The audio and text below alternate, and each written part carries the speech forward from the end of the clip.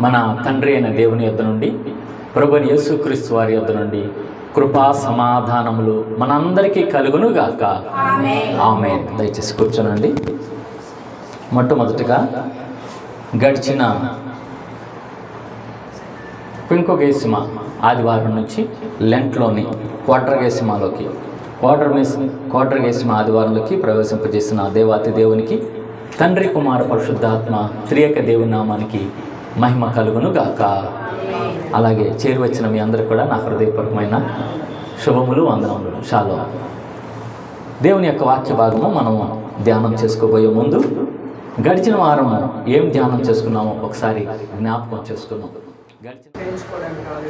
దేవుడు యేసుక్రీస్తు ప్రభువారి భూమి మీదకి ఎందుకు వచ్చాడు అనే క్రమంలో యేసయ్య పరిచర్య చేయించుకున్నట్టుకు రాలేదు, కానీ పరిచారం చేయటానికి, విమోచన క్రయధనంగా తన ప్రాణాన్ని అర్పించడానికి భూమి మీదకి వచ్చి ఉన్నాడు. కాబట్టి మనం గర్విష్ఠులుగా ఉండకూడదు, గొప్పవారుగా మనము ఉండటానికి ప్రయత్నము చేయకూడదు. మన ప్రభువారే తగ్గించుకున్నారు కాబట్టి మనం కూడా తగ్గించుకొని పరిచర్య చేసేవారిగా, వినయ విధేయతలు కలిగిన వారిగా ఉండాలన్నట్లుగా పోయిన వారం మనము ధ్యానం చేసుకుంటూ వచ్చాం.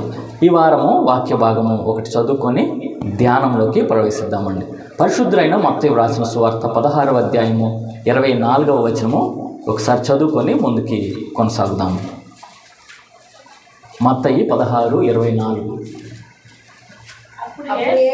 అప్పుడు యేసు తన శిష్యులను చూచి, ఎవడైనను నన్ను వెంబడింపగోరిన ఎడల తన్ను తాను ఉపేక్షించుకొని తన సిలువనెత్తుకొని నన్ను వెంబడింపవలెను. చిన్న ప్రార్థన చేసుకొని ధ్యానంలోకి ప్రవేశిద్దాం. పరిశుద్ధుడా, ప్రేమ కలిగిన తండ్రి, జీవం కలిగిన దేవా, జీవాధిపతి, గడిచిన వారం మొత్తం కూడా కాచి కాపాడి భద్రపరిచి మరి యొక్క వారంను మాకు అనుగ్రహించినందుకు నేను స్తుతిస్తూ ఘనపరుస్తూ నడిపించిన నీ బిడ్డలను బట్టి కూడా అందరం స్తోత్రములయ్యా. నీ సన్నిధిలో ఇప్పటి వరకు నిన్ను స్తుతిస్తూ నిన్ను ఘనపరుస్తూ నీ సన్నిధిలో ఆరాధించడానికి మాకు ఇచ్చిన ధన్యతను బట్టి నీ కొందరంలో స్తోత్రములయ్యా.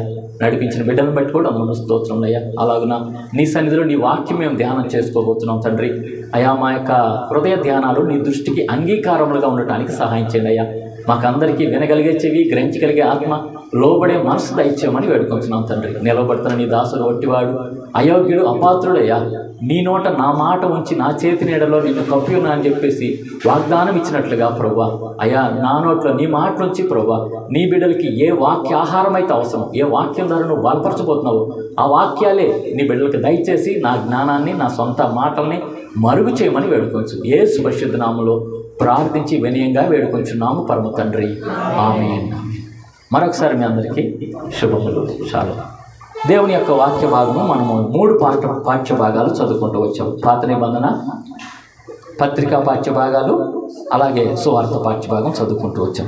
మొదటిగా పాత నిబంధన పాఠ్య భాగంని ఒకసారి చదువుకొని ధ్యానంలో ముందుకు కొనసాగుదామండి. పాత నిబంధన పాఠ్య భాగంలో ఆది కాండము 22వ అధ్యాయంలో మనకు తెలిసిన ఒక గొప్ప భక్తుడు, గొప్ప వివిఐపి, గొప్ప భక్తిపరుడు గురించి ఈరోజు వాక్య భాగంలో వ్రాయబడుతూ ఉందన్నమాట. ఎవరు ఈ భక్తిపరుడు అని అంటే అబ్రహాము. అబ్రహాం గారికి ఒక గొప్ప పేరుంది. ఏ పేరండి అది? హల్లెలూయా, దేవునికి స్తోత్రం. అలాగే ఇంకొక పేరు కూడా ఉందండి, ఇంకొక బిరుదు ఉంది. ఎవరైనా చెప్పగలుగుతారా?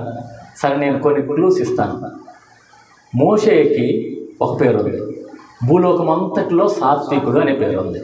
అలాగే ఏలియా రోషం కలిగిన ప్రవక్త అని చెప్పి రాయబడుతూ వచ్చింది. అలాగే దావీదు నా హృదయానుసారుడు, నా ఇష్టానుసారుడు అని రాయబడింది. మరి అబ్రహాంకి ఏమని రాయబడింది? హల్లెలూయా, దేవుని స్తోత్రం. స్నేహితుడు, నా స్నేహితుడైన అబ్రహాము అని అంటాడు. ఎంత గొప్ప బిరుదండి. సరే, ఆ అబ్రహాం గారి గురించి, ఆ విశ్వాసులకు తండ్రి అయిన అబ్రహాం గారి గురించి మనము ధ్యానం చేసుకోబోతున్నామండి. మొదటి వచనం చూస్తే 22వ అధ్యాయం మొదటి వచనం చూస్తే, ఆ సంగతులు జరిగిన తరువాత దేవుడు అబ్రహామును పరిశోధించను. చాలండి. ఆ సంగతులు జరిగిన తర్వాత, ఏ సంగతులు జరిగిన తర్వాత అంటే అంతకుముందు ఏ కొన్ని సంఘటనలు జరిగినాయి. ఏం సంఘటనలు జరిగినాయి అని అంటే, అబ్రహాంకి 100 ఏళ్ల వయసులో బిడ్డ పుట్టడం జరిగింది. కొన్ని సంగతులు జరిగినాయి. ఆ సంగతులు ఏంటంటే, అబ్రహాంకి ఎట్ ది ఏజ్ ఆఫ్ 75, 75వ సంవత్సరంలో God has promised to give a son. ఆయనకి ఒక కుమారుని నేను అనుగ్రహిస్తానని చెప్పేసి, అబ్రహామా నీ బహుమానం అత్యధికమగునని చెప్పేసి 15వ అధ్యాయంలో దర్శనం వచ్చినట్లుగా చూస్తూ వచ్చాడు. అప్పుడు దర్శించిన దేవుడు 75 సంవత్సరాలు దర్శించిన దేవుడు మళ్ళీ ఎప్పుడు ఆ వాగ్దానాన్ని ఫుల్ఫిల్ చేస్తూ వచ్చాడు? 100వ ఏట. అది జరిగిన సంఘటన. ఏం సంఘటన జరిగిందంటే 100వ ఏటలో బిడ్డ పుట్టడము, అప్పటికి శారమ్మ గారికి 90వ సంవత్సరం ఉండటం మనం చూడవచ్చు అనమాట. అయితే ఆ తర్వాత కుమారుడు పుట్టిన తర్వాత అప్పటికే ఇష్మాయేలు పుట్టి ఉన్నాడు. అవునా? ఇష్మాయిల్ పుట్టి ఉన్నాడు. ఇష్మాయిల్కి వయసు ఎంత? 13 సంవత్సరాల వయసు. అయితే ఈ పిల్లవాడిని అపహసిస్తున్నాడట. ఎవరిని? ఇస్సాకుని అపహసిస్తున్నాడు. అప్పుడు శారమ్మ గారికి కోపం వచ్చింది. హాగర్ ఎవరు? దాసి. ఆ దాసితో నువ్వు సంతానం కని చెప్పేసిన ఈ శార, ఆ పిల్లవాడు ఈమెకి సొంత బిడ్డ పుట్టంగానే ఏం చేస్తూ వచ్చింది? ఆమె అపహసిస్తూ వచ్చేసరికి దీన్ని ఇక్కడి నుంచి తోలేసేసేయాలని చెప్పానంటాడు. అని ఎవరికి చెప్తుంది? శారమ్మ గారి అబ్రహాంకి చెప్తే అబ్రహాం గారు నొచ్చుకుంటాడు. ఆయన కూడా నా బిడ్డే కదా అని చెప్పేసి అనుకుంటే అప్పుడు దేవుడు ప్రత్యక్షమయ్యి నీ భార్య ఏమైతే చెప్తుందో ఆ మాట నువ్వు విను అని అంటాడు. అనగానే సరే అని చెప్పేసి పొద్దున్న ఏం చేస్తాడంటే ఆమెకి వాటర్ బాటిల్ లేదంటే ఆ నీళ్ల తిత్తిని సిద్ధపరిచి తీసుకెళ్ళి పూర్తిగా అరణ్యంలో వదిలేస్తారనమాట. అరణ్యానికి పంపించేస్తారు. అప్పుడు ఈ హాగరు తన కుమారుడు ఇష్మాయేల్ని తీసుకొని వెళ్ళినప్పుడు ఈ వాటరు తిత్తి అంటే నీళ్ల తిత్తి అయిపోతుంది. ఇంకా వీళ్ళ అరణ్యంలో ఏం దొరుకుతుంది? ఆహారం ఉండదు, నీళ్ళు ఉండవు. కాబట్టి అక్కడ ఈ పిల్లోడు చావు చూడలేక వాడిని దూరంగా వదిలేసి ఏమి ఇక్కడ నుండి ఏడుస్తూ ఉన్నప్పుడు ఆ యొక్క ఇష్మాయేల్ యొక్క చావుని బట్టి ఏమో చింతిస్తూ ఉన్న సమయంలో యెహోవా దూత ప్రత్యక్షమయ్యి ఏం చేస్తుందంటే అప్పుడు హాగర్ని దేవుడు దర్శిస్తాడు. ఒకసారి చూడండి 21వ అధ్యాయంలో హాగర్ని దర్శించి 21వ అధ్యాయము 16వ వచనం చూస్తే ఆ పిల్లవాని చావు నేను చూడలేనని అనుకొని వింటి వేత దూరం వెళ్ళి అతనికి ఎదురుగా కూర్చుండెను. ఆమె ఎదురుగా కూర్చుండి ఎలుగెత్తి ఏడ్చాను. దేవుడు ఆ చిన్నవాని మొర వినెను. అప్పుడు దేవుని దూత ఆకాశం నుండి హాగరు పిలిచి, హాగరు నీకేమి వచ్చినది? భయపడకము, ఆ చిన్నవాడున్న చోట దేవుడు వాని స్వరం విని ఉన్నాడు. నీవు లేచి ఆ చిన్నవాణి లేవనెత్తి నీ చేత పట్టుకొనుము, వానిని గొప్ప జనముగా చేసేదనని ఆమెతో ఆయన ఒక ప్రామిస్ చేస్తూ వచ్చాడు. ఆ పిల్లవాడు మొరపెట్టాడు అన్నట్లుగా ఉంది. తండ్రి ఎవరు? వాళ్ళ తండ్రి ఎవరు? అబ్రహాము ప్రార్థన నేర్పించాడు కాబట్టి ఇతను యెహోవా దేవుడికి అదనాయి అని చెప్పేసి మొరపెడుతూ వచ్చినప్పుడు వాని స్వరం నేను విన్నాను అని చెప్పేసి అంటాడు. వెంటనే హాగర్కి ఆ కన్నులు తెరవబడంగానే అక్కడ ఉబుకు జలం ఒకటి అక్కడ కనిపించగానే అక్కడికి వెళ్ళి వీళ్ళు వాటర్ తాగి నీళ్లు తాగి సేద తీరినట్లుగా ప్రాణాన్ని దక్కించుకున్నట్లుగా దేవుడి యొక్క వాగ్దానము వారి పట్ల నెరవేర్చబడుతుంది. ఇష్మాయిల్ని గొప్ప సంతానంగా దేవుడు తీస్తూ వచ్చాడు అనమాట. ఒక దాసి కుమారుడైనప్పటికీ కూడా ఇష్మాయిల్ని దేవుడు ఆశీర్వదిస్తూ వచ్చాడు. అలాగే ఇస్సాకుతో ఏమని చెప్పి దేవుడు వాగ్దానం చేస్తూ వచ్చాడంటే వాగ్దత్త పుత్రుడు ఈయనే. ఇష్మాయిలు నా సంతానం అయినప్పటికీ కూడా చూడండి 21వ అధ్యాయంలోనే రాయబడుతూ వచ్చింది. 21వ అధ్యాయము 12వ వచనం చూస్తే, అయితే దేవుడు ఈ చిన్నవాని బట్టి నీ దాసిని బట్టి నీవు దుఃఖపడదు, శారా నీతో చెప్పు ప్రతి విషయంలో ఆమె మాట వినుము, ఇస్సాకు వలన అయినదియే నీ సంతానం అనబడును, ఇష్మాయిల్ది కాదు అన్నట్లు ఇక్కడ స్పష్టంగా తెలియజేస్తూ వచ్చాడు. కాబట్టి ఈ సంఘటనలన్నీ జరిగినాయి అన్నమాట. 22వ అధ్యాయానికి ముందు ఏ సంఘటనలు జరిగినాయి అంటే ఈ సంఘటనలన్నీ జరగటము ఒకానొక రాజుగారితో ఒప్పందం, ఆ బేర్షుబా అనే దగ్గర రాజుగారితో ఒప్పందం అవి మొత్తం కూడా 21వ అధ్యాయంలో కొంత జరుగుతూ వచ్చింది. ఈ సంగతులు జరిగించిన తర్వాత ఈయనకి శోధనలన్నీ పోయినాయి. ఎక్కడి నుంచి శోధనలు వచ్చింది? హాగర్ ద్వారా కానీ ఇష్మాయిల్ ద్వారా కానీ శోధనలు వచ్చినాయి, వేరే రాజుగారి ద్వారా శోధనలు వచ్చాయి. ఈ శోధనలన్నీ పోయిన తర్వాత ప్రశాంతంగా సుఖంగా సంతోషంతో పిల్లవాడితో ఆడుకుంటున్నాడు. ఎవరో ఆడుకుంటుంది? మన పితరుడైన అబ్రహాం గారు. అబ్రహాము విశ్వాసులకి తండ్రి అయిన అబ్రహాం గారు పిల్లవాడితో చక్కగా ఆడుకుంటూ వాడితో మురిసిపోతూ వాడినే ప్రేమిస్తూ వాడే లోకంగా భావిస్తూ ఉన్న సమయంలో ఈ సంగతులన్నీ జరిగిన తర్వాత అప్పుడు యెహోవా అబ్రహామును పరిశోధించును. అప్పుడు అంటున్నాడు, ఇప్పుడు ప్రత్యక్షమయ్యాడండి దేవాతి దేవుడు. అబ్రహామా అని పిలువగా అతడు చిత్తము ప్రభు అనను. అప్పుడు ఆయన నీకు ఒక్కడై ఉన్న నీ కుమారుని అనగా నీవు ప్రేమించి ఇస్సాకును తీసుకొని మోరియా దేశమునకు వెళ్ళి అక్కడ నేను నీతో చెప్పబో పర్వతములు ఒకదాని మీద దహన బలిగా అతన్ని అర్పింపమని చెప్పింది. ఎంత ఘోరమైన పరీక్ష చూడండి. చక్కగా మురిసిపోతూ ఉన్నాడు, ఆడుకుంటూ ఉన్నాడు, సంతోషిస్తూ ఉన్నాడు. అలాంటి సమయంలో అప్పుడు దేవుడికి ఏమనిపించిందంట, ఒక ఆలోచన వచ్చిందంట దేవాతి దేవుడికి, నన్ను ప్రేమిస్తాడా వాళ్ళ కుమారుడిని ప్రేమిస్తాడా?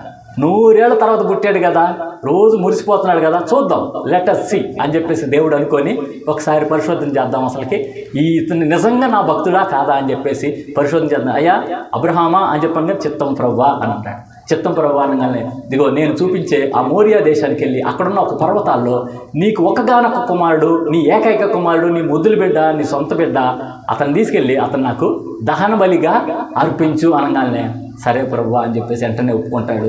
ఒప్పుకొని ఏం చేస్తాడంటే అక్కడి నుంచి, వీళ్ళు ఉన్నది బెయేర్షెబా అనే ప్రాంతంలో, ఎవరు అబ్రహాము ఉన్నది బెయేర్షెబా అనే ప్రాంతంలో, అక్కడి నుంచి మోరియా పర్వతానికి వెళ్ళాలంటే అక్కడ కొన్ని లెక్కల ప్రకారం చూస్తే 60 మైళ్ళు ప్రయాణం.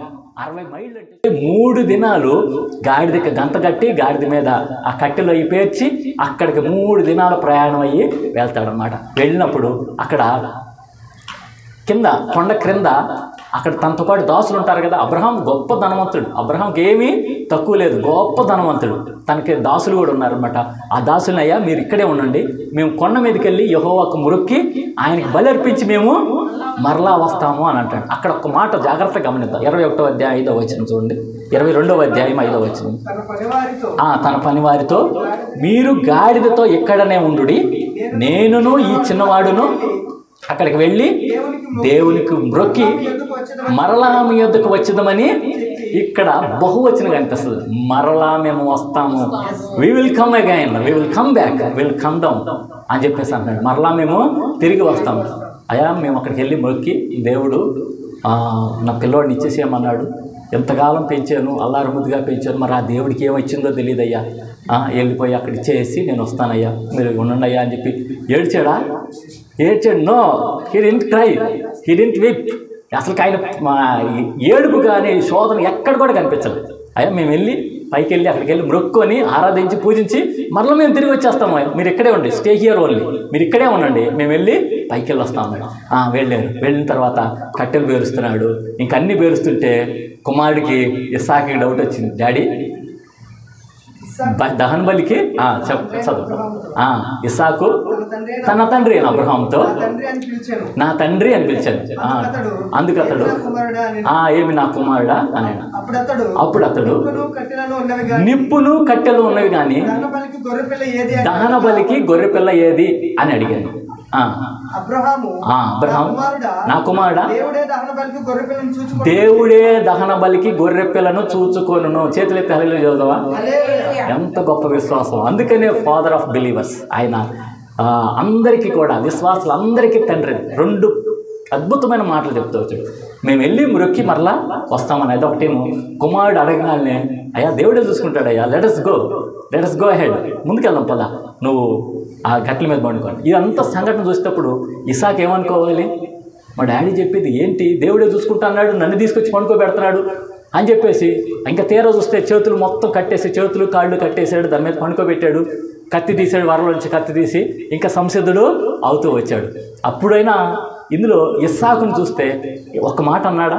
అడిగాడు కానీ ఒక్క మాట అన్నా, ఏమన్నా ఎదురు తిరగటం కానీ, ఏం డాడీ నువ్వేం చూస్తే దేవుడు ఏదో ఎక్కడి నుంచో తీసుకొస్తాడని చెప్పేసి నేను అనుకున్నాను, నువ్వు కూడా అట్లాగే అంటూ వచ్చావు, నన్ను పడుకోబెట్టావు, చేతులు కాళ్ళు కట్టేసి దేవుడే చూసుకుంటాడు అనాలి కదా. ఈ రోజులు చిన్న పిల్లలే అంటారు. 4-5 సంవత్సరాల్లో చాలా చాలా నోటి మాటలు వచ్చిన పెద్దలో వాళ్ళని కట్టేస్తే పెద్దగా ఏడుస్తూ వాళ్ళే అంటారు, ఏం డాడీ నన్ను చంపేస్తావా డాడీ అని చెప్పి వాళ్ళే అంటారు. బట్ నో, ఇస్సాకు అట్ ది ఏజ్ ఆఫ్ 13 టీన్లోకి వచ్చాడు. టీనేజ్లోకి వచ్చాడంటే ఏంటి, అన్నీ తెలుసు. Yes, he know what is right, what is wrong, కుడేదో ఎడమేదో తెలుసు, మంచేదో చెడేదో కూడా తెలుసు. బట్ కంప్లీట్గా ఒబీడియన్స్, తన తండ్రికి విధేయత చూపిస్తూ వచ్చాడు. ఇప్పుడు అబ్రహాము కత్తినెత్తి ఇంకా అతని మెడకాయని పేకను కోసేద్దామని చెప్పేసి దహన బలి అర్పిద్దామని చెప్పేసి అనగానే వెంటనే దేవదూత ప్రత్యక్షమయ్యి అప్పుడు ఒక అద్భుతమైన దర్శనం, ఆ మాట అంటాడు. ఏమంటాడు? అబ్రహామా అని పిలిచెను. అందుకు అతడు చిత్తము ప్రభువా అనెను. అప్పుడు ఆయన ఆ చిన్నవాని మీద చెయ్యి వేయకుము, అతనిని ఏమీ చేయకుము, నీకు ఒక్కడై ఉన్న నీ కుమారుని నాకు ఇయ్య వెనుదీయలేదు కనుక నీవు దేవునికి భయపడేవాడు అని ఇందువలన నాకు కనబడుతున్నది. ఎంత గొప్ప పరీక్షలో నెగ్గాడండి నిజంగా. 100 మార్క్స్కి ఎన్ని మార్క్స్ వచ్చి ఉంటాయి? 1000 మార్క్స్ వచ్చి ఉంటాయి అనుకుంటాను నేనైతే.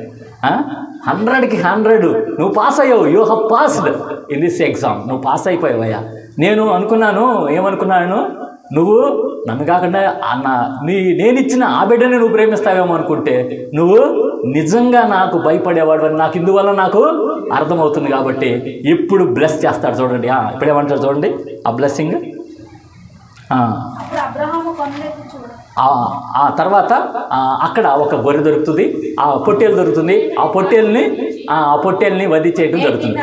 ఇప్పుడు అంటాడు దేవుడు ఏమంటాడంటే, నేను నిన్ను ఆశీర్వదించి ఆకాశ నక్షత్రములు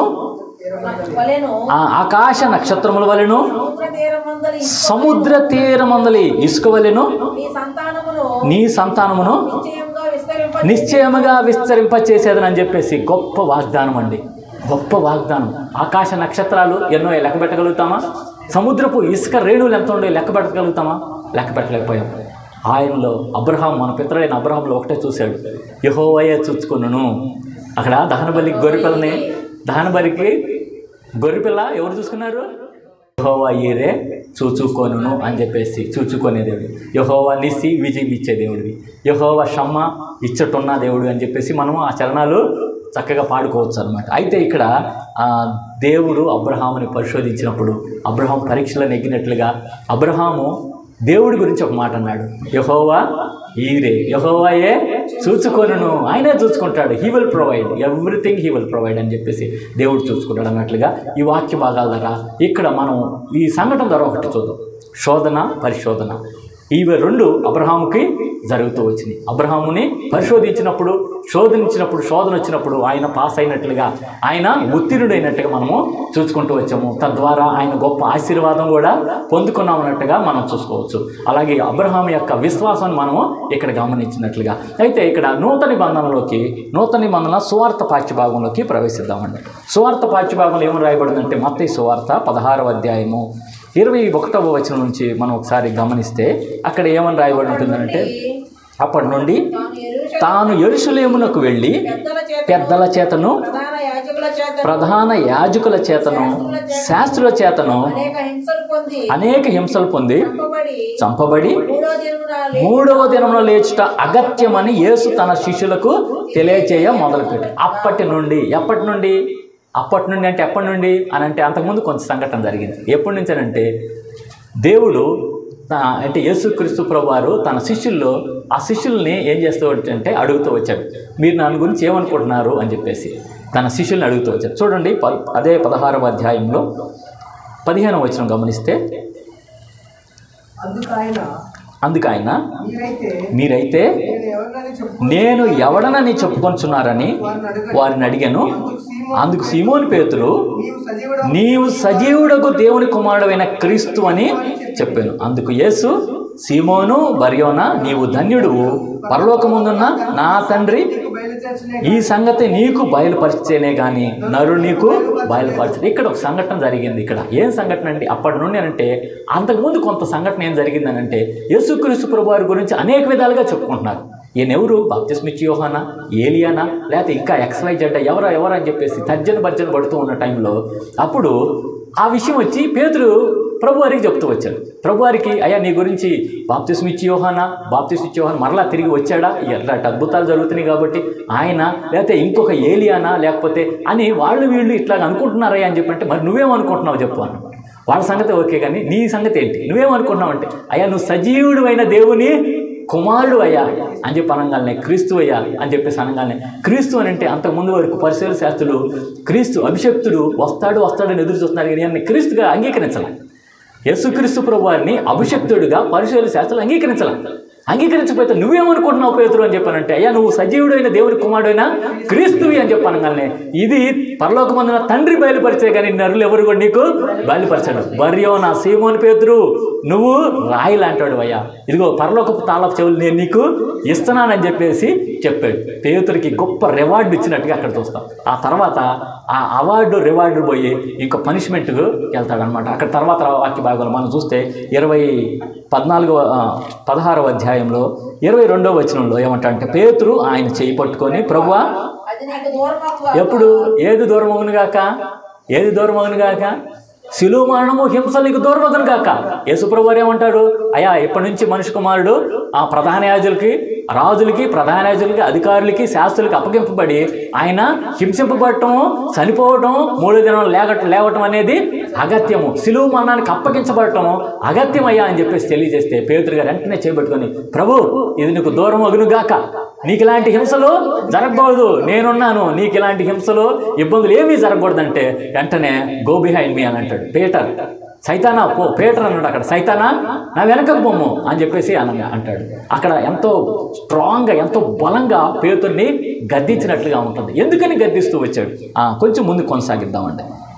23వ వచనము, అయితే ఆయన పేతురు వైపు తిరిగి, సాతానా నా వెనుకకు పొమ్ము, నీవు నాకు అభ్యంతర కారణమై ఉన్నావు, నీవు మనుషుల సంగతులనే తలంచున్నావు కానీ దేవుని సంగతుల్ని తలంపకై ఉన్నావు అని పేతురుతో చెప్తాడు. ఇక్కడ ప్రాముఖ్యమైన మాట అంటే, నువ్వు మనుషుల సంగతులనే తలుస్తున్నావు కానీ దేవుని సంగతులు తలంచుకోవట్లేదు. పేతురు ఏమనుకున్నా అంటే, సీమోను పేతురు బర్యోనా నువ్వు రాయి అనబడతావయ్యా, పరలోకపు తాళ చెవులు నేను నీకు ఇస్తానన్నాడు. ఇప్పుడే ఉన్నాడు, సాతానా వెనకకి పొమ్ము, నువ్వు నాకు అభ్యంతర కారణంగా ఉన్నావు, నువ్వు మనుషుల సంగతులనే యోచిస్తున్నావు కానీ దేవుని సంగతుల్ని నువ్వు తలంచట్లేదయ్యా అని చెప్పేసి అంటాడు. ఆ తర్వాత యేసు ప్రభు వారు మంచి స్టేట్మెంట్ ఇస్తారు చూడండి.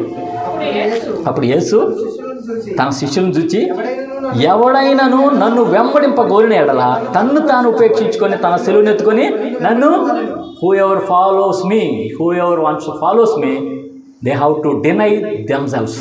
వాళ్ళు ఏం చేయాలంటే వాళ్ళని వాళ్ళు ఉపేక్షించుకోవాలి, తర్వాత నన్ను వెంబడించేవారు. Whoever wants to follow me, they have to deny themselves and lift up their cross and to follow me. ఎవరైతే యేసు ప్రభువుని వెంబడించాలో వాళ్ళందరూ కూడా సిలువను ఎత్తుకొని వెంబడించాలి. ఏంటి సిలువను ఎత్తుకొని వెంబడించాలి? ఏ సిలువను ఎత్తుకొని వెంబడించాలి మనం? హల్లెలూయా, చేతులైతే ఒకసారి హల్లెలూయా. ఏ సిలువ? నిజంగా సిలువ శ్రమలు అనంటే అది సిలువ ధరించుకోవడానికి కూడా అర్హత లేదు. నిజంగా అప్పుడప్పుడు అనిపించింది అనమాట. ఆ సిలువను చూస్తే, సిలువ అంటే అవమానం, సిలువ అంటే శ్రమ, సిలువ అంటే సావు, సిలువ అంటే హింస, సిలువ అంటే దుఃఖము, సిలువ అంటే ఇరుకు ద్వారం. ఇందులోకి వెళ్ళడానికి ఎవరైనా ఇష్టపడతాడా? అయితే యేసు ప్రభువారు అంటాడు, నన్ను ఎవడైనా వెంబడించబోయినట్లయితే వాళ్ళు తను తాను సిలువను ఎత్తుకొని, తను తాను ఉపేక్షించుకొని సిలువను ఎత్తుకొని తను నన్ను వెంబడించాలి. అంతేకాకుండా ఎవడైనా తన ప్రాణాన్ని ప్రేమిస్తే దాన్ని తర్వాత వచ్చిన కూడా ఒకసారి తన ప్రాణమును రక్షించుకుని వాడు దాన్ని పోగొట్టుకొను, నా నిమిత్తం తన ప్రాణం పోగొట్టుకుని వాడు దానిని దక్కించుకోను. ఈ 2 సంఘటనలు మనం చూస్తున్నాము. అక్కడ అబ్రహాము సంఘటన చూస్తున్నాము, ఇక్కడ యేసుక్రీస్తు ప్రభువారి సంఘటన చూస్తున్నాము, అలాగే పేతురు గారిని కూడా చూస్తున్నాము. ఇక్కడ 3 వ్యక్తులు మనకు కనిపిస్తున్నారు. అబ్రహాము అయితే తన కుమారుడిని త్యజించడానికి, చంపటానికైనా, దేవుడికి ఇచ్చేయడానికైనా ఆయన ఇష్టపడుతూ వచ్చాడు. అయితే ఇక్కడ వచ్చేసరికి యేసు ప్రభు వారు ఏమంటున్నాడంటే, నేను ప్రాణ క్రయధనంగా చెల్లించడానికి నేను భూమి మీదకి వచ్చాను, నా ప్రాణాన్ని నేను ఏమాత్రం కూడా ప్రేమించుకోవట్లేదని యేసు ప్రభు వారు తనంతట తానే he became N exemplary to all the disciples. ఆయన ఒక మాదిరికరమైన ఉదాహరణగా ఉంటూ వస్తే పేతురు గారు ఏమంటున్నారు, నువ్వు హింసలు పడటానికి వీల్లేదు, నువ్వు ఇబ్బందులు పడటానికి వీల్లేదు, మేమున్నాము, నీకు ఇది దూరం అగును కాక అని చెప్పేసి చేయబట్టుకొని, అయితే పేతురు నువ్వు మనుషుల యోచనలో యోచిస్తున్నావు కానీ దేవుని యొక్క ఆలోచనల ప్రకారం నువ్వు ఉండట్లేదు, అది సైతాను ఆలోచన. సైతానా అని అంటే పేతురు సైతానని కాదు, సైతాను ద్వారా వచ్చిన ఆలోచన అని చెప్పేసి ఖండిస్తూ వచ్చాడు. ఎవడైనాను నన్ను వెంబడింపాలనుకుంటే వాడు తన్ను తాను ఉపేక్షించుకొని తన సిలువనెత్తుకొని వెంబడించేవాడిగా ఉండాలి. తన ప్రాణాన్ని ప్రేమిస్తే అది పోగొట్టుకుంటాడు, అదే తన ప్రాణాన్ని ద్వేషిస్తే వాడు తిరిగి దక్కించుకుంటాడు. 26వ వచనంలో ఏమో రాయబడింది చూడండి, ఒక మనుషుడు లోకమంతయు సంపాదించుకొని తన ప్రాణమును పోగొట్టుకుంటే అతనికి ఏమి ప్రయోజనము? ఒక మనుషుడు తన ప్రాణమునకు ప్రతిగా ఏమి ఇయ్యగలడు? ఈ విషయంలో అబ్రహాముని మనం మళ్ళీ జ్ఞాపకం చేసుకుంటే, అబ్రహాము ఇస్సాకుని చచ్చిపోతే ఇంక మళ్ళీ దొరుకుతాడా? 100 years అప్పుడు పుట్టాడు. 100 years అప్పుడు ఈ బిడ్డ ఉంటే ఆ బిడ్డని తీసుకెళ్ళి దేవుడు అర్పించేసేయమన్నప్పుడు ఆయన ఎంత బాధపడాలి, ఎంత శోధనకు గురి కావాలి. అయితే ఏ మాత్రం కూడా శోధనకు గురి కాల. చూడండి, యాకోబు రాసిన పత్రికలో ఏమని రాయబడిందంటే 2వ అధ్యాయం 21వ వచనం ఒకసారి మనం గమనిస్తే, యాకోబు అపోస్తలుడైన యాకోబు రాసిన పత్రిక 2వ అధ్యాయము 21వ వచనము, మన పితరుడైన అబ్రహాము తన కుమారుడైన ఇస్సాకును బలిపీఠం మీద అర్పించినప్పుడు అతడు క్రియల వలన నీతిమంతుడని తీర్పు పొందలేదా? అర్పించాడా? ఇక్కడ ఏం రాయబడిందండి? అర్పించాడా? అర్పించడం అక్కడ అర్పించినట్టుగా జరగలేదు కానీ, చంపినట్టుగా లేదు కానీ ఖచ్చితంగా అక్కడ ఏం జరిగిందనంటే ఆయన్ని అర్పించేశాడు. నేను నిన్ను పరీక్షలో నెగ్గామని అంటే దేవుడు దృష్టిలో ఆయన సంపూర్ణంగా అర్పించేశాడు. ఇంకో చోట చూద్దామండి, హెబ్రీయులకు రాసిన పత్రికలో దానికి ముందే ఉంటుంది. హెబ్రీయులకు రాసిన పత్రిక 11వ అధ్యాయము 17-19 వచనాలు చూడండి. అబ్రహాము శోధింపబడి విశ్వాసమును బట్టి ఇస్సాకుని బలిగా అర్పించాడండి. బలిగా అర్పించాడా? ఇక్కడ చూడండి ఏమని రాయబడినా, బలిగా అర్పించను, ఎవడు ఆ వాగ్దానమును సంతోషంతో అంగీకరించనో ఇస్సాకు వలనైనది నీ సంతానం అనబడును అని ఎవనితో చెప్పబడినో ఆ అబ్రహాము మృతులను సైతము లేపుటకు దేవుడు శక్తిమంతుడని ఎంచిన వాడై తన ఏక కుమారుని అర్పించి ఉపమాన రూపంగా అతన్ని మృతుల్లో నుండి మరలా పొందాడు. ఎంత అద్భుతమైన మాట చూడండి.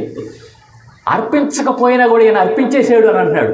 యాకోబు రాసిన పత్రికలో విశ్వాసం అనేది క్రియలు లేకపోతే మృతము. అబ్రహాము విశ్వాసులకు తండ్రి, క్రియ చూపించాడు కాబట్టి విశ్వాసులకు తండ్రి అయ్యాడు. కేవలం విశ్వాసం అని అంటే ఏదో నాకు నమ్మకం ఉందని అంటే కాదు, కార్యాచరణలోకి వెళ్ళాడు అబ్రహాం. అదేవిధంగా యాకోబు రాసిన పత్రికలో ఏమంటాడంటే ఆయన విశ్వాసించటమే కాకుండా క్రియల రూపంలోకి తీసుకొని వచ్చాడు. తద్వారా తన కుమారుని అర్పించి అది క్రియారూపకం దాల్చింది అని చెప్పేసి యాకోబు పత్రికలు చెప్తే, ఇక్కడ పౌలు గారు అపోస్తలుడైన పౌలు గారు హెబ్రీయులకు రాసిన పత్రికలు ఏమంటారంటే తన కుమారుని అర్పించాడు. అర్పించేటప్పుడు తను ఏమనుకున్నాడంటే మృతులను సైతము లేపగలిగిన దేవుడు నా దేవుడు అనే విశ్వాసంతోనే అర్పిస్తూ వచ్చాడు. అక్కడ మళ్ళొక్కసారి గమనిద్దామండి. 11వ అధ్యాయము 19వ వచనం చూస్తే, ఇస్సాకు వలనైనది నీ సంతానం అనబడినని ఎవరితో చెప్పడనో ఆ అబ్రహాము మృతులను సైతము లేపుటకు దేవుడు శక్తిమంతుడని ఎంచిన వాడై. వెళ్ళేటప్పుడు బలి అర్పించడానికి వెళ్ళేటప్పుడు బహుశా అనుకుని అంటాడు, ఒక్కడిని తీసేస్తే 1000 మంది ఇవ్వగలుగుతాడు నా దేవుడు, లేకపోతే 1,000,000 మంది ఇవ్వగలుగుతాడు ఈ ఒక్కడిని తీసేస్తే. అయితే నా దేవుడి కంటే మించి నాకెవరు లేరు, నా దేవుడి కంటే మించి నా భార్య కాదు, నా దేవుడి మంచి నా కుమారుడు కాదు, నా దేవుడికి మించి ఎవరు కాదు అని చెప్పేసుకొని అనే విశ్వాసంతో వెళ్ళాడు. కాబట్టే దేవుడు 100% మాట్లాడు, అబ్రహామా నువ్వు నాకు భయపడేవాడు అయ్యా, ఈ విషయం ద్వారా నాకు అర్థమవుతుంది దేవుడికి ఏం ఉపయోగం అండి. అబ్రహాం అనుకుంటాడు ఈ పిల్లోడినే ఇచ్చాడు, పిల్లోడిని తీసేసుకుంటాడు. ఎందుకు తీసుకుంటాడు అనా? తీసుకోండి, నాకు తెలుసు, నా దేవుడి యొక్క ఆలోచన నాకు తెలుసు. అందుకనే అబ్రహాం విశ్వాస తండ్రి మాత్రమే కాదు, స్నేహితుడు, దేవుడికి స్నేహితుడని ఎట్లా తెలుసుకున్నాడు చూడండి. అక్కడ హెబ్రీయులకు రాసిన పత్రికలో 11వ అధ్యాయంలో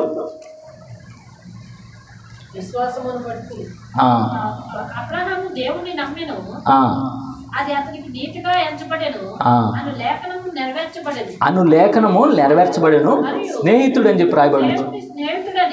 ఎన్నో అధ్యాయం ఎన్నో వచనము 2 అని క్షమించండి, హెబ్రీ 2:23 చూడండి. 2:23 కాబట్టి అబ్రహాము దేవుని నమ్మెను, అది నీతిగా ఎంచబడెను. యాకోబు రాసిన పత్రిక అండి, యాకోబు రాసిన పత్రిక 2:23.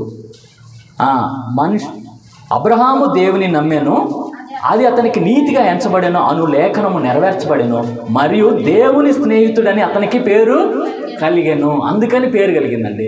స్నేహితులు అంటే మా ఫ్రెండ్ మనం స్నేహితులు ఉంటారు మనకు ఖచ్చితంగా, ఎవరో ఒకరు మన స్నేహితుడు. ఆయన అట్లా అనుకోడండి అని అంటాం మనం ఎప్పుడన్నా. ఆయన ఏమన్నా అనుకుంటాడేమోనండి మీ ఫ్రెండ్, ఆయన ఏమన్నా అనుకుంటాడు. నాకు తెలుసు అండి, నా స్నేహితుడు, నా ఫ్రెండ్ అండి అతను, నాకు తెలుసు. అట్లాగే దేవుడు కూడా బలి అర్పించమంటే నాకు తెలుసు, నా దేవుడు ఆయన తీసుకోవడం సంగతి నాకు తెలుసు. ఒకవేళ తీసుకున్నా కూడా మళ్ళా ఇచ్చేస్తాడు, చంపినా కూడా మృతులను సైతం లేపే దేవుడు నా దేవుడు అనే గొప్ప విశ్వాసం అనండి. అందుకనే తన ప్రాణాన్ని కానీ తన కుమారుడి ప్రాణాన్ని కానీ ఏమాత్రం కూడా లక్ష్య పెట్టలేదు. బైబిల్ గ్రంథాలు. అందుకని యేసు ప్రభువు వారు ఏమంటారంటే, ఎవడైనాను నన్ను వెంబడింపుకున్నాడు తన్ను తాను ఉపేక్షించుకోవాలి. అబ్రహాము తన్ను ప్రేమించుకోవాలా, తన కుమారుని ప్రేమించాల. వాస్తవానికి చెప్పాలంటే మనకంటే కూడా మన బిడ్డల్ని కానీ లేదా మన సంతానం కానీ ఎక్కువగా ప్రేమిస్తారు. కొంత ఒక్కోసారి మనవడు కానీ మనవరాలు కానీ కుమారుడు కానీ కుమార్తె కానీ ఎవరైనా ఇంట్లో చనిపోయారు అనుకోండి, వీడి బదులు నేను చచ్చిపోతే బాగుండు, వీడికి వచ్చిన శ్రమ నాకు వస్తే బాగుండు, వీడి శ్రమ నేను చూడలేకపోతున్నాను అని చెప్పేసి అంటాం. అవునా కదా? మరి అంతగా ప్రేమించే అబ్రహాము అంతకంటే ఎక్కువగా దేవుడిని ప్రేమించినట్లుగా రుజువు అవుతూ వచ్చింది. తన ప్రాణాన్నే తను ద్వేషిస్తూ వచ్చాడు. దేవుడి యొక్క వాక్య భాగం ద్వారా మనం తెలుసుకోవాల్సింది ఏంటంటే, మనం క్రీస్తు నిమిత్తము మన ప్రాణాన్ని ఏ మాత్రం కూడా ప్రేమించే వాళ్ళగా ఉండకూడదు. క్రీస్తు నిమిత్తం మనము వెంబడించేవాళ్ళు. సరే, వెంబడిస్తే ఏంటి ప్రయోజనం? చూడండి, ఎన్ని వాగ్దానాలు ఉంటాయి చూడండి. దేవుడిని కానీ మనం నిజంగా ప్రేమిస్తే, దేవుడిని నిజంగా వెంబడిస్తే, అక్కడ దేవుడు పాత నిబంధన నుంచి క్రొత్త నిబంధన వరకు అన్ని వాగ్దానాలు, బోల్డ్ అని వాగ్దానాలు ఉన్నాయండి. కండిషనల్ ప్రామిసెస్ ఉన్నాయి. చూడండి, నిర్గమకాండం 20వ అధ్యాయం 6వ వచనంలో గమనిస్తే, నిర్గమకాండం ఎక్సోడస్ చాప్టర్ 20:6, నిర్గమకాండం 26 త్వరగా చూసుకుందామండి. నన్ను ప్రేమించి నా ఆజ్ఞలు గైకొని వారిని 1000 తరముల వరకు కరుణించేవాడునై ఉన్నాడు. మొదటిగా ఏంటంటే ఆశీర్వాదం ఏంటంటే, దేవుడిని ప్రేమించి దేవుడి ఆజ్ఞలను అనుసరించి నడుచుకునే వాళ్ళకి కరుణించేవాడిగా ఉన్నాడు దేవుడు. అబ్రహాము దేవుని మాట నమ్మాను, అది అతనికి నీతిగా ఎంచబడింది. దేవుడి మాట విని మాట ప్రకారం నడుచుకుంటూ వచ్చాడు. మనకిప్పుడు ఏమంటే ఆజ్ఞలు ఇవ్వబడుతూ వచ్చింది. ఆ ఆజ్ఞలను నమ్మి మనం ఏం చేయాలి? ఆజ్ఞల ప్రకారము నడుచుకుంటాం. అలాగే ఇక్కడ దేవుడు ఏమంటున్నా అంటే, దేవుని యొక్క ఆజ్ఞల ప్రకారం నడుచుకుంటే వాళ్ళందరూ కూడా కరుణించబడతారు. అన్నిటికంటే కరుణ అనేది, కనికరం అనేది చాలా గొప్ప విషయం అండి. 1000 తరాల వరకు నేను కరుణిస్తానని చెప్పన్నాడు. ఇంకొక వచనంలో కూడా నిర్గమకాండంలోనే 23, 22 చూడండి. 23వ అధ్యాయంలో 22వ వచనం, అయితే నీవు ఆయన మాటను జాగ్రత్తగా విని నేను చెప్పినది యావత్తు చేసిన ఎడల నేను నీ శత్రువులకు శత్రువును, నీ విరోధులకు విరోధినై ఉందును అని చెప్పన్నాడు. ఇక్కడ ఇంకొకటి ఏంటంటే, మనం దేవుడి చిత్తానుసారంగా దేవుడి ఆజ్ఞానుసారంగా నడుచుకుంటే, నీకు ఎవరైనా శత్రువులు ఉంటే, నిన్ను ఎవరైనా నిందిస్తే, నిన్ను ఎవరైనా అవమానపరిస్తే, దేవుడు ఏమంటున్నాడు? నేను చూసుకుంటాను. అతని శత్రువుగా నేను శత్రువుగా భావిస్తాను. నువ్వు శత్రువుగా భావించను కదా. నేను దేవుని బిడ్డలంగా మనకి వ్యతిరేకంగా ఏది రూపించబడినా కూడా దేవుని బిడ్డలకి ఒక మంచి వాగ్దానం, ఇంకో వాగ్దానం ఉంది. రోమిలకు రాసిన పత్రిక 8వ అధ్యాయంలో, కరువైన ప్రేమ నుండి 35వ వచనం, క్రీస్తు ప్రేమ నుండి మనల్ని ఎడబాపువాడేవాడు? శ్రమ అయినను, బాధ అయినను, హింస అయినను, కరువైనను, వస్త్రహీనత అయినను, ఉపద్రవమైనను, ఖడ్గమైనను మనలను ఎడబాపునా. చూడండి, ఇక్కడ ఎన్ని విధాలైన సమస్యల నుంచి దేవుడు కరువైన, హింసైన, ఉపద్రవమైన, ఎలాంటి భయంకరమైన పరిస్థితులైన, బాధలైన వాటిలన్నింటిలో నుంచి దేవుడు వాళ్ళని ఏ సమయంలో కూడా నిన్ను ఎడబాయడు, నిన్ను వదిలిపెట్టడు, నీకు సమస్తం అనుగ్రహించు. ఎందుకనంటే తన సొంత కుమారుని, దేవుడే తన సొంత కుమారుని అనుగ్రహించడానికి ఎవరి కోసం అనుగ్రహిస్తూ వచ్చాడు? మన కోసం, నీ కోసం, నా కోసం, నీ పాపాల నిమిత్తమై, నా పాపాల నిమిత్తమై నిన్ను నన్ను ప్రేమించి దేవుడు లోకమును ఎంతో ప్రేమించను కాగా తన అద్వితీయ కుమారుని విశ్వాసముంచువాడు నశింపగా నిత్య జీవంలోకి వెళ్తాడు. అయితే ఆ యొక్క యేసుక్రీస్తు ప్రభువారిని మనకు అనుగ్రహించిన ఆ దేవాతి దేవుడు నీకు సమస్య వచ్చిన, శోధన వచ్చిన, ఇరుకొచ్చిన, ఇబ్బంది వచ్చిన, ఎలాంటి కరువైన, ఖడ్గమైన, ఒకవేళ నీకు విరోధంగా ఎవరైనా శత్రువులు ఉన్నా కూడా వీళ్ళందరి నుంచి నిన్ను కాపాడలేడా అని చెప్పేసి అంటాడు. ప్రాణాన్ని పెట్టినవాడు నీకోసం ఆఫ్టర్ శత్రువుల నుంచి కాపాడలేడా? లేదంటే నీకున్న సమస్య నుంచి గట్టెక్కించలేడా? లేదా ఆర్థిక ఇబ్బందుల నుంచి నిన్ను గట్టెక్కించలేడా అని చెప్పి ఇక్కడ ఈ వాక్యం ద్వారా మనము అర్థం చేసుకోవచ్చు. కాబట్టి మొదటగా అబ్రహాము ఏ విధంగా విశ్వాసం ఉంచాడు, అబ్రహాము ఏ విధంగా దేవుడిని అనుసరించి వెంబడిస్తూ వచ్చాడు, మనం కూడా అనుసరించి వెంబడిస్తే ఈ వాగ్దానాలు మనకి వస్తాయి. మొదటగా నిర్గమకాండం 26 ప్రకారం ఏంటంటే, కరుణించే దేవుడిగా ఉన్నాడు. తర్వాత శత్రువులు సైతం మనల్ని ఏం చేస్తాడంటే మన శత్రువుల నుంచి కాపాడే దేవుడిగా ఉంటున్నాడు. అలాగే ద్వితీయోపదేశకాండము 4వ అధ్యాయము 40వ వచనం ఒకసారి మనం గమనిస్తే, ద్వితీయోపదేశకాండము 4:40లో త్వరగా చూద్దామండి. మరియు నీకును నీ సంతానము తరువాత వారికి క్షేమము కలుగుటకై నీ దేవుడైన యెహోవా సర్వకాలము నీకిచ్చుచున్న దేశములో నీవు దీర్ఘాయుష్మంతుడవగినట్లు నేడు నేను నీకు ఆజ్ఞాపించుచున్న ఆయన కట్టడలను ఆజ్ఞలను నీవు గైకొనవాలను అని చెప్పన్నాడు. నీకు క్షేమం కలగాలంటే, నీవు దీర్ఘాయుష్మంతుడు అవ్వాలంటే ఏం చేయాలంట? దేవుని ఆజ్ఞలను కట్టడలను గైకొనాలి. దేవుని మాట వినేవారంగా ఉండాలండి. చాలాసార్లు మనము దేవుడి మాటని ఎంతో అలక్ష్య పెడతా ఉంటాం, తృణీకరిస్తా. ఏముందిలే, ఇది ఏదో వాక్యంలో ఉంది అని చెప్పేసి అంటాడు. అయితే అట్లా నిర్లక్ష్యం చేసిన వాళ్ళు దేవుని బిడ్డల్లో ఎవరు లేరు. నిర్లక్ష్యం చేసిన వాళ్ళు, నిర్లక్ష్యం చేసిన వ్యక్తి ఒక అతను ఉన్నాడు. అతను నిర్లక్ష్యం చేయబట్టి తనకి రాజ్యము ఆయన మట్టికే ఉంది, తర్వాత పోతూ వచ్చింది. నిర్లక్ష్యం కాకుండా లక్ష్య పెట్టిన వాళ్ళకి ఆశీర్వాదం వచ్చింది.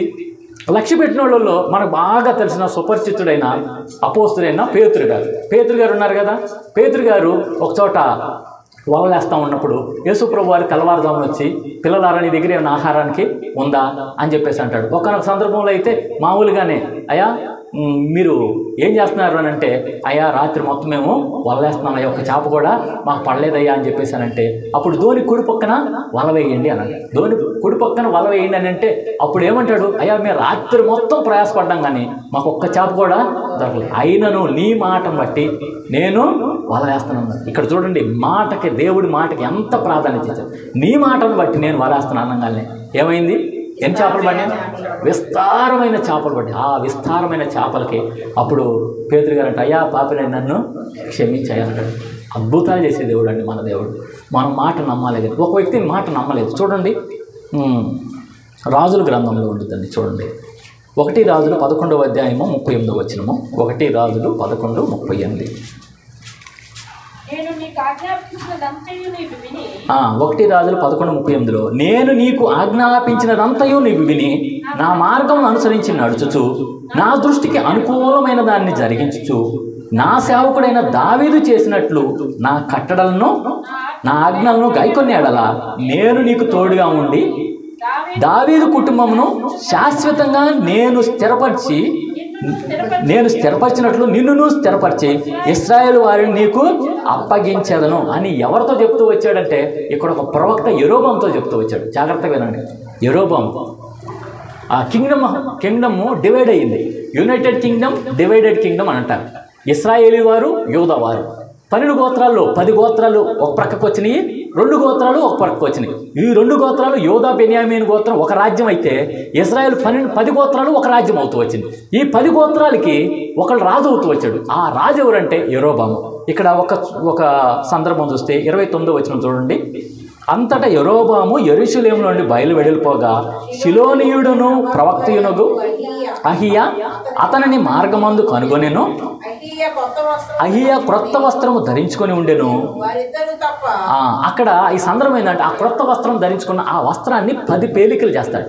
10 మొక్కలుగా చేసి ఈ 10 మొక్కలను ఉంచుకోని అంటే ఏంటి? నీకు 10 దేశాలు లేదా 10 గోత్రాలు నీకు దేవుడు అప్పగించబోతున్నాడు అని చెప్పి అని అంటాడు. ఈ 10 గోత్రాలను దేవుడు అప్పగించేసిన తర్వాత ఏమంటా అంటే, నువ్వు కానీ ఆజ్ఞలను, దేవుడి మాట విని ఆజ్ఞలను అనుసరించి నువ్వు గైకొనింటే దావీదుకి నేను ఏ విధంగా సింహాసనాన్ని స్థిరపరుస్తానో నీకు కూడా స్థిరపరుస్తాను.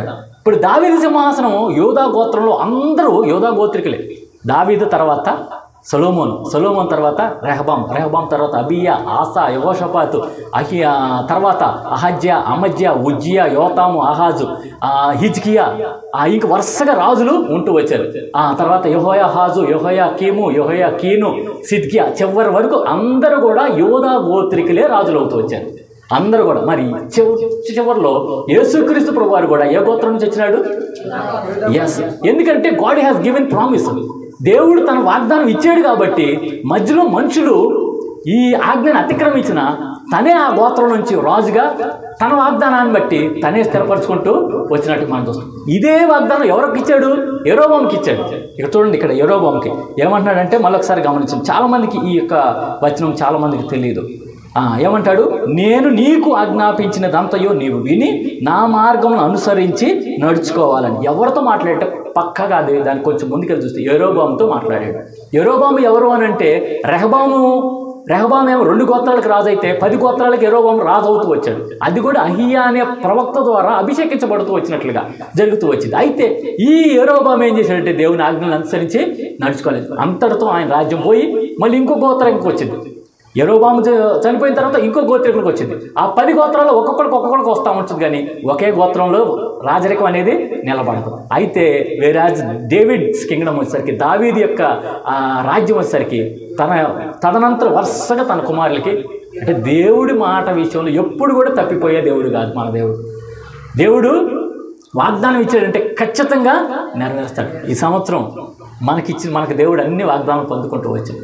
ఆ వాగ్దానం చూసినప్పుడు కరెక్టే, దేవుడు మనతో మాట్లాడాడు. కానీ నెరవేర్పు జరగాలంటే అది కొన్ని సంవత్సరాల తర్వాత, ఈ సంవత్సరంలో నెరవేర్చవచ్చు దేవుడు, తర్వాత తదనంతరమైనా నెరవేర్చవచ్చు. కానీ ఖచ్చితంగా 100% దేవుడు నెరవేర్చే దేవుడు మన దేవుడు.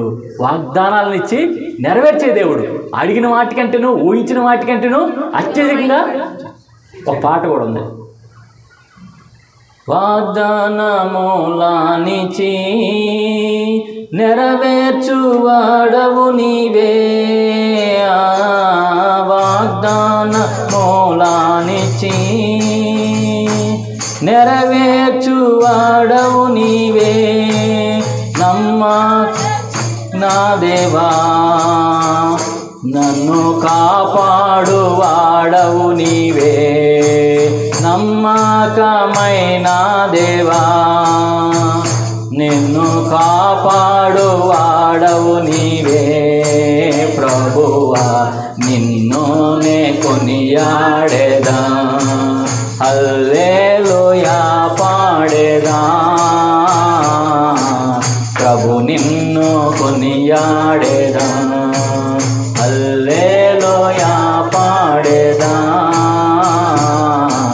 ప్రభు నిన్ను కొనియాడేదా.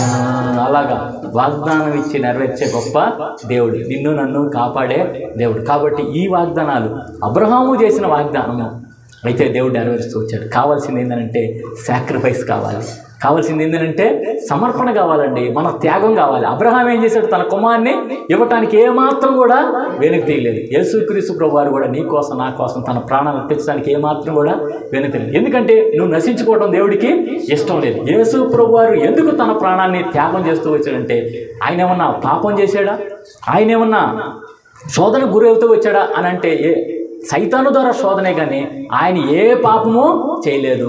ఆయన నిజంగా దేవుడై ఉండి దివికి భూమి మీదకి మానవుడుగా దిగి వచ్చాడు. మరి ఈ దేవుడు తనే శోధింపబడుతూ వచ్చాడు. ఆయన ఎందుకు భూమి మీదకి రావాల్సి వచ్చిందంటే, రక్తమాంసాలు ధరించుకోవాల్సి వచ్చిందంటే, మనం ఏమంటామంటే, నువ్వు దేవుడు కాబట్టయ్యా నీకు రక్తమాంసాలు ఉంటే అప్పుడు నీకు తెలిసి వచ్చింది అని అంటాం. మనం మామూలు కాదు. మనం ఏమంటామో అప్పుడప్పుడు ఏదన్నా నొప్పు, ఏదన్నా కాలుకి ఏదైనా గుచ్చుకున్నా, తలకి ఏదన్నా అయినా సరే, అయ్యా నువ్వు మానవుడిగా వచ్చి చూస్తే నీకు తెలిసిద్ది అని అంటారని దేవుడు ముందుగానే ఇది అన్ని గమనించి, అది హెబ్రీయులకు రాసిన పత్రికలో ఉండి చూడండి, 2వ అధ్యాయంలో 2:21 ఒక మంచి మాట ఉండేది. ఆయన 2వ అధ్యాయము 18 అండి. దానికి ముందు 16 వచ్చిన ఒకసారి గమనిద్దాం. ఆయన కూడా రక్త మాంసంలో పాలివాడాయను అని చెప్పి రాయబడింది.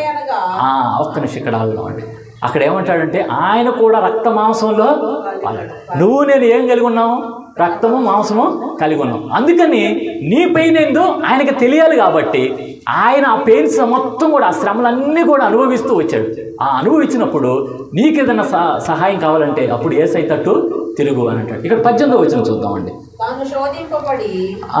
17 కూడా ఉంది, బాగుంది. 17 కూడా చూద్దాం. కావున ప్రజల పాపములకు పరిహారం కలుగజేయుటకై దేవుని సంబంధమైన కార్యములలో కనికరమును నమ్మకమును గల ప్రధాన యాజకుడు నిమిత్తము అన్ని విషయములలో ఆయన తన సహోదరుల వంటి వాడు, అంటే నీలాంటి వాడు నాలాంటి వాడు కావాల్సి వచ్చాడు. ఆ దేవుడే మానవుడు అవుతూ వచ్చాడు. తర్వాత తాను శోధింపబడి శ్రమ పొందాను కనుక శోధింపబడు వారికి సహాయము చేయగలవాడని. కాబట్టి ఈరోజు ఒక గొప్ప ప్రామిస్ కూడా మనం జ్ఞాపకం చేసుకుందామండి. నీకు వచ్చే ప్రతి ఒక్క శోధన ముందుగానే ఎవరు ఎదుర్కొంటూ వచ్చారు? చాలామంది అనుకున్నారు, నాకు వచ్చిన శ్రమలండి ఎవరు తట్టుకోలేరండి అని అంటారు. నిజంగా నేను ఎంత శ్రమలు పడుతున్నానంటే, ఎంత ఇబ్బందులు ఉన్నానంటారు కొంతమంది. ఏమండి, నా సాక్ష్యం యోబు కంటే కూడా గొప్ప సాక్ష్యం అన్నవాళ్ళు ఉన్నారు కొంతమంది. యోబు గారు ఎలాంటి సాక్ష్యం? యోబు గారికి గొప్ప గొప్ప ధనవంతుడు. ఊజు దేశంలో ఆయనంత గొప్ప ధనవంతుడు ఇంకొకళ్ళు లేరు. ధనం మొత్తం కూడా హీరో నుంచి జీరో స్థాయికి, ఉన్నత స్థితిలో నుంచి దీన స్థితిలోకి వెళ్ళటానికి, ధనవంతుడి స్థితిలో నుంచి దరిద్రుడయ్యే స్థితిలోకి యోబు గారు వెళ్ళారు. ఎక్కడైనా యోబు గారు దూషించారా దేవుణ్ణి? దూషించలేదు. ఆయన దేవుడి నిమిత్తం యెహోవా ఇచ్చును, యెహోవా తీసుకొని పోయిన యెహోవా నామముకు స్తుతి కలుగును. మన దగ్గర ఏదైనా తీసేస్తే ఏమనుకుంటాము? ఈ దేవుడు ఇయ్యటం ఎందుకు, తీసేయటం ఎందుకు, ఈ దేవుడిని నమ్ముకున్న దగ్గర నుంచే తిప్పలు వచ్చినాయి నాకు అని అంటారు కొంతమంది. ఈ దేవుడిని ఎందుకు నమ్ముకున్నానా, ఈ దేవుడు నమ్ముకున్న దగ్గర నుంచి నాకు శ్రమ వస్తున్నాయి. దేవుడు అని అంటున్నాడు, ఇది విశాల మార్గం కానే కాదు, నన్ను వెంబడించేవాడు సిలువను ఎత్తుకొని వెంబడించాలి. సిలువ అంటే శ్రమలు, సిలువ అంటే చావు, సిలువ అంటే హింస, సిలువ అంటే ఇరుకు ఇబ్బందే. అయితే దేవుడు ఏమంటా అంటే, నేను లోకమును జయించాను, నేను లోకాన్ని జయించాను. నీకు శ్రమ కలిగిద్దా? అక్కడ ఒక మంచి వాక్యం ఉందండి, యోహాను సువార్త, పరిశుద్ధుడైన యోహాను సువార్త 16వ అధ్యాయం చివరి వచనం చూడండి. యోహాను సువార్త 16, నా యందు మీకు సమాధానం కలుగునట్లు ఈ మాటలు మీతో చెప్పుచున్నాను. లోకంలో మీకు శ్రమ కలుగును, అయినను ధైర్యం తెచ్చుకొనుడి, నేను లోకమును. ప్రియమైన సంగమా, ఇది గుర్తుపెట్టుకుందాం, చాలా చాలా ప్రాముఖ్యమైనది. లోకంలో శ్రమ కలుగుతుంది, ఖచ్చితంగా కలుగుతుంది. అయితే దేవుడి యందు విశ్వాసం ఉంచితే అబ్రహాముకు శ్రమ కలిగింది.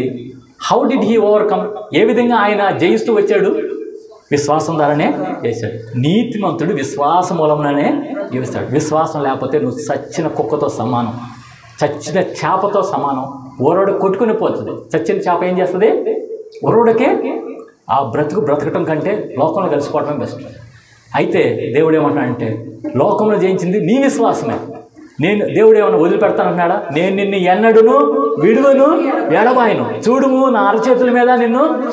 ఎంతమంది పేర్లు చెప్పుకోవాలి దేవుడు? ఎంతమంది పేర్లు? మనవాళ్ళు ఎవరైనా ప్రేమిస్తే ఒకళ్ళు ఇద్దరు పేర్లు చెప్పుకుంటాం రోజు చూసుకున్నామని. మరి ఆయన చెయ్యి హస్తం ఎలాంటిది? ఒక చిన్న ఇంత హస్తం మన హస్తం లాంటిదా? No no no no. ఆయన హస్తం భూమి ఆకాశాలు పట్టజాలంత హస్తం. రక్షింపబడ నేర్కొనున్నట్టు నా హస్తము కుర్చయిందా అని అంటాడు. నా చెయ్యి ఏమన్నా పొట్టిదయ్యిందా అని అంటాడు. విననేరకున్నట్లు నా చెవులు ఏమన్నా. ఆయన చేతుల మీద ఎంతమందిని ఈ ప్రపంచంలో అంతమందిని చెప్పుకుంటారు. ఆ వాగ్దానం ఎవరికి వచ్చిందో, ఆ వాగ్దానం ఎవరైతే పొందుకుంటారో అంతమంది వాగ్దానాలు అయ్యా అరచేయనగానే వెంటనే చూసేది ఏంటిది? వెంటనే చూస్తారు. నేను నిన్ను ఎన్నడును విడువను ఎడబాయను అని చెప్పి అన్నాడు. రోమా 8:28 గొప్ప వాగ్దానం ఏమంటాడంటే, దేవుణ్ణి ప్రేమించే వారికి, ఆయన సంకల్పం చొప్పున పిలువబడిన వారికి మేలు కలుగుట్టకై సమస్తమును. నీకు ఏది జరిగినా మేలుకే జరిగిద్దండి. ఒకటి చెప్తాను, దేవుని వాక్యం ప్రకారం అని చెప్తున్నాను. మా జీవితంలో దేవుడు ఎన్నో అద్భుతాలు చేస్తూ వచ్చాడు. కానీ ఏది జరిగినా అది దేవుడు మేలుకే చేస్తాడు. ఈ మధ్యకాలంలో ఒక 500 రూపాయలు పోయింది. 500 రూపాయలు పోతే అప్పుడు అనిపించింది, ప్రభువా నేను ఏ విషయంలో తప్పు చేశాను అని చెప్పేసి నేను పరిశీలన చేసుకుంటూ వచ్చాను. అయితే పరిశీలన చేసుకున్న తర్వాత నాకు నాలో ఎక్కడ పొరపాటు జరిగినట్లుగా లేదు. అయితే ఒకటి అడిగా దేవుడిని, ప్రభువా నేను కానీ పొరపాటు చేయకపోతే మరలా 500 నాకు తిరిగి, ఈ రోజులోపు నాకు 500 తిరిగి నాకు ఇచ్చేసేయి. నువ్వు ఎట్లాగైనా ఇస్తావు, నువ్వు ఇచ్చింది నువ్వే, తీసేసుకునేది కూడా నువ్వే, కాబట్టి ఈ 500 నాకు పోయినాయి. ఒకవేళ ఎవరికన్నా అవసరం అయితే నువ్వు నా 500 రూపాయలు పోగొట్టి వాళ్ళకు ఉపయోగపడేట్టు చేసుంటావు. నువ్వు 500 ఎవరికైనా దొరికితే నిరుపయోగం అవుతుందండి, నిరుపయోగం కానే కాదు. కాబట్టి అది ఎవరికో ఉపయోగం అవుతుంది. అయితే నేను నష్టపోయాను కదా, మరి నేను 500 నాకు ఇచ్చేసి అని చెప్పేసి అన్నాను. వాస్తవాన్ని చెప్పాలంటే నాకు 500 రాగానే అందులో దశంభాగం కూడా తీసేసాను. మరి అప్పుడు నాకు ఎంత రావాలి? అప్పుడు 550 రావాలి, అంతేనా కదా? 550 రావాలి అని అంటే అది సాయంకాలంకి వచ్చేసరికి దేవుడు అద్భుత రీతిలో ఒకళ్ళ ద్వారా కానుక 500 రూపీస్ పంపించాడండి. అంతేకాకుండా ఒకళ్ళు 100 రూపీస్ పంపించారు. 50 పోయినాయి అన్నది 550 కదా. ఒకళ్ళేమో 100 రూపీస్ గిఫ్ట్గా పెట్టారు. అప్పుడు ఎంత అయింది? దేవుడు ఆయన ఉంచుకుంటాడా? ఆయన ఉంచుకోవడానికి మానవుడా? ఆయన ఇచ్చేస్తాడండి. దేవుడు నువ్వు అడిగిన దానికంటే, ఊహించిన దానికంటే అత్యధిక ఆయన చిత్తం లేదే. నీ మీద వెంట్రుక కూడా, నీ తల వెంట్రుక కూడా రాలదు, నీ మీద ఈగ కూడా వాళ్ళదు. అలాంటి దేవుడు నీ దేవుడు, నా దేవుడు. ఇలాంటి అద్భుతాలు ఎన్నో నా జీవితంలో నేను చూస్తూ వచ్చాను. మన పితరుడైన అబ్రహాం అయితే అసలు దేవుడితో రోజు మాట్లాడుతూ ఉంటాడు. మరి ఆయన అనుభవం ఎరిగినోడు కాబట్టి పిల్లోడిని అడిగినా ఏది అడిగినా ఇవ్వటానికి సిద్ధపడు. మరి నువ్వు ఇవ్వటానికి సిద్ధం ఉన్నా? సమర్పణ చేయము. మనం అందుకనే పాట పాడుతూ ఉంటాం. ధనం సమర్పణ కాదు, ధనం అయితే అందరూ ఇచ్చేస్తారు. చాలామంది ఏం చేస్తారంటే సంపాదించిన 10 వంతులు ఇవ్వటం పెద్ద లెక్కే కాదు. 100 రూపాయలు 10 ఇవ్వటం లెక్కే కాదు. దేవుడు అడుగుతున్నాడు, నీ హృదయాన్ని అడుగుతున్నాడు. సమర్పణ చేయము ప్రభువునకు నీ దేహము, ధనము, సమయాన్ని. రెండు ఇవ్వం, ఒకటైతే ఇస్తాం. డబ్బులైతే ఇవ్వడానికి ఇష్టపడతాము, దేహము ధనం మట్టుకు ఇవ్వము. ఇచ్చేవా ఆశీర్వాదం, పట్టజాలంత విస్తారమైన దీవుల్లో ఆకాశం నుంచి కుమ్మడిస్తాను. ఒక చోట ఏమంటాడు తెలుసండి, నీ యొక్క ప్రవర్తన అంతటిలో ఆయన అధికారానికి ఒప్పుకో అని చెప్పేసి. ఇంకొక వాగ్దానం చూడండి, సామెతల గ్రంథం 3వ అధ్యాయంలో,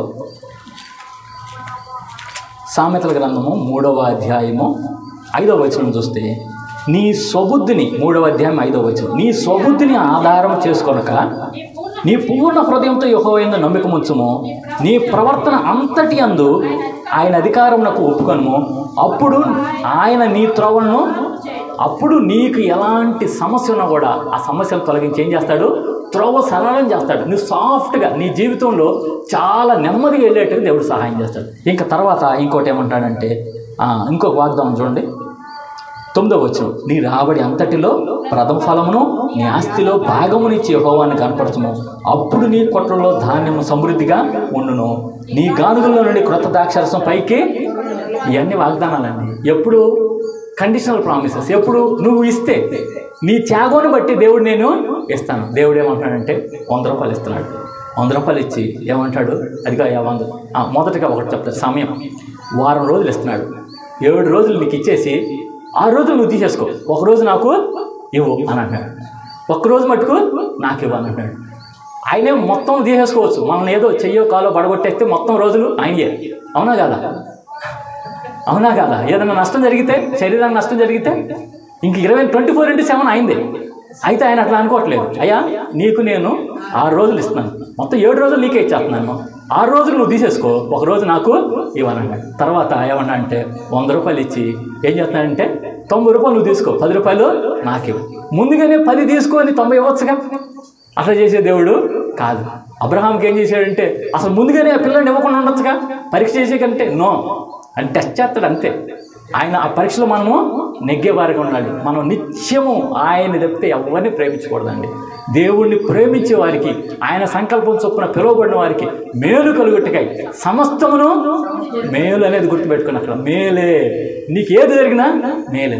ఇందాక పాట పాడుతారు, చాలా చక్కగా పాడతారు, అంతా నా మంచికే, అంతా నా మేలుకి, అంతా నా మంచికి. అవునండి, ఆ పాట మొత్తం చూస్తే ఎంత, ఆ లిరిక్స్ కూడా ఎంత అద్భుతంగా వాక్యాలను ఎత్తి రాస్తూ వచ్చాడు. కాబట్టి అలాగా దేవుడు నీ మేలుకి, నీ మంచికి చేస్తాడు. కాబట్టి స్తుతించడం, ఆరాధించడం మానవద్దు. ప్రభు సన్నిధి మానుకోవద్దు. ప్రభు సన్నిధి ప్రతిరోజు ఉదయకాలమున ప్రభుకి ఇవ్వాల్సిన సమయం, చేయాల్సిన ప్రార్థన నువ్వు చేస్తే ఆ రోజు మొత్తం ప్రశాంతంగా నెమ్మదిగా సాగిపోతుంది.